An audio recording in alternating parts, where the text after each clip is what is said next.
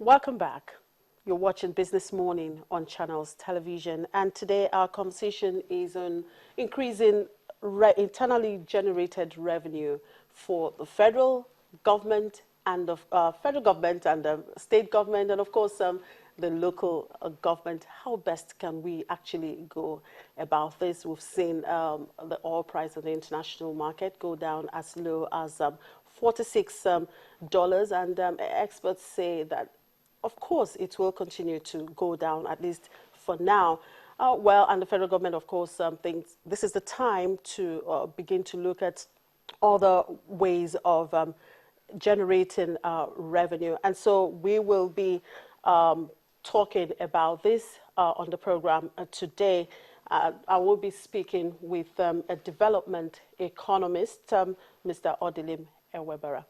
Good morning and Happy New Year, Mr. Enwegbara. Thank you for having me, and good morning to you. Good to have you in our Lagos studio. Thank you. I always talk to you from Abuja. Yes, thank you. Right. Now, let's begin with this directive by the federal government that all ministries, departments, and agencies should actually close their revenue accounts with commercial banks. What do you make of that? I have been asking that this be done for the past 4 years. Why? And nobody listened, because, you see, Nigeria has been losing trillions of naira because of this. Section 22, subsection 1 of FRA, Fiscal Responsibility Act of 2007, allows government agencies that generate revenues to pay 70–80% of its operating surplus to the federal government. Now, what happened is because their accounts are with commercial banks, so nobody knows how much they generate in the first place. Okay. 2, now they decide what is the operating cost. So what they do, they drive the operating cost so high that what remains as operating surplus becomes close to zero. So they now pay in close to 80% to the federal government.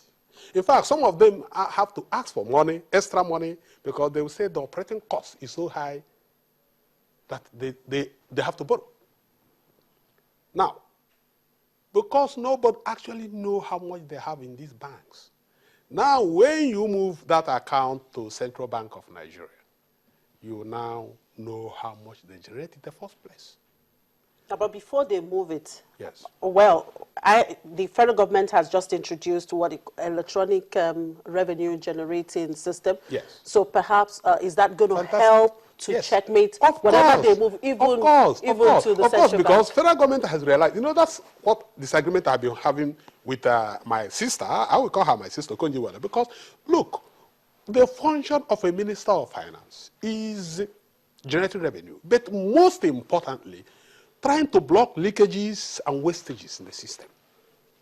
The leakages are so much, and the wastages are so much. If government could now make it impossible for these people to access the fund, now, when you say the operating surplus cost is this, they will not ask you to justify it. But by the way, it is illegal. It's unconstitutional for any public office to operate out of outside the appropriation. That's why there's a law that says all agencies, ministries, and the parastatals and departments must present their budget estimates to the National Assembly. National Assembly will approve, so that you cannot just operate it as if it were a personal account or personal business. So I think they have taken the right step at the right time. Why they are called is the right time? Because the country has found itself at a crossroads. We can no longer operate business as usual because the treasury is becoming fast empty. So how do you increase the inflow when the outflow is getting out quicker than the inflow? So this is the right step, and I encourage them to do more.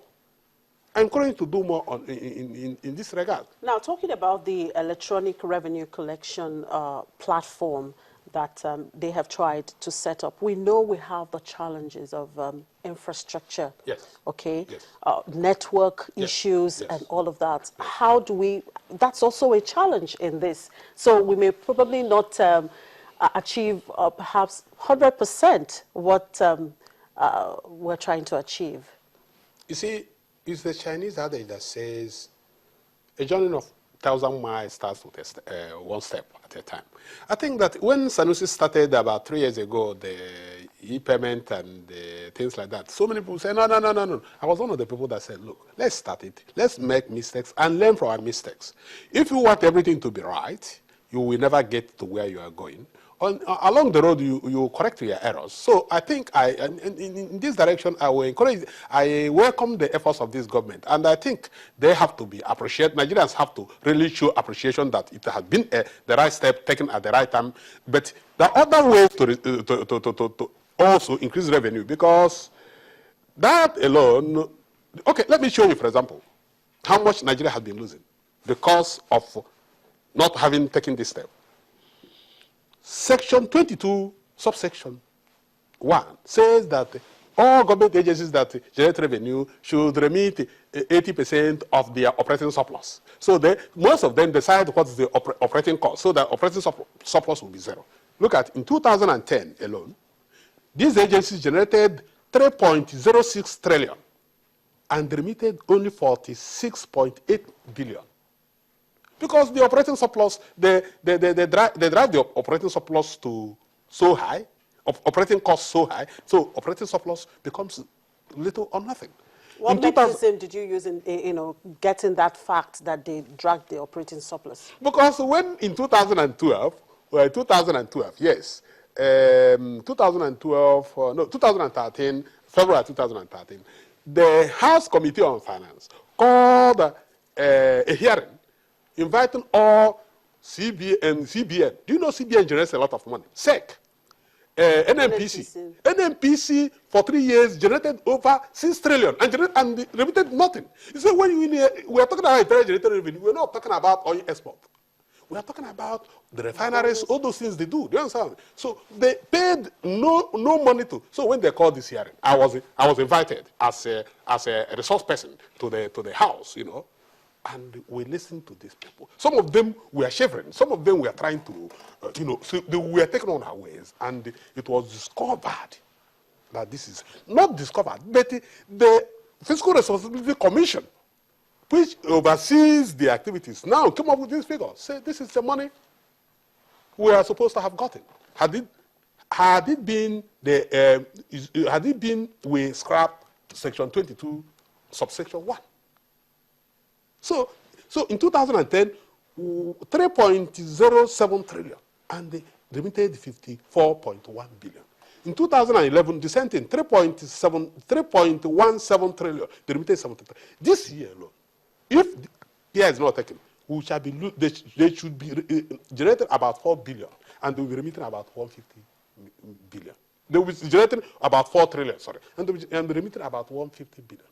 This is money that if this country has sealed off this leakage alone, will be enough to run the federal budget. Well, the government is actually projecting from what Dr. Okonjo-Iweala, while presenting the 2015 budget, from IGR receipts alone, they're projecting to get about 450 billion naira this year. That is if perhaps some of these leakages will be blocked.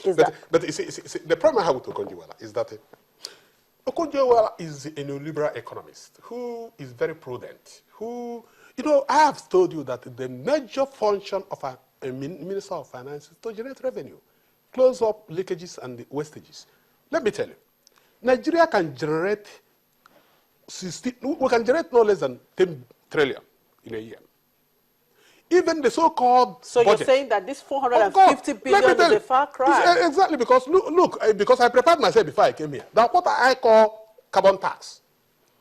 In the United States, every year you renew the plate of your car, that's the number plate, and you pay a certain amount of money.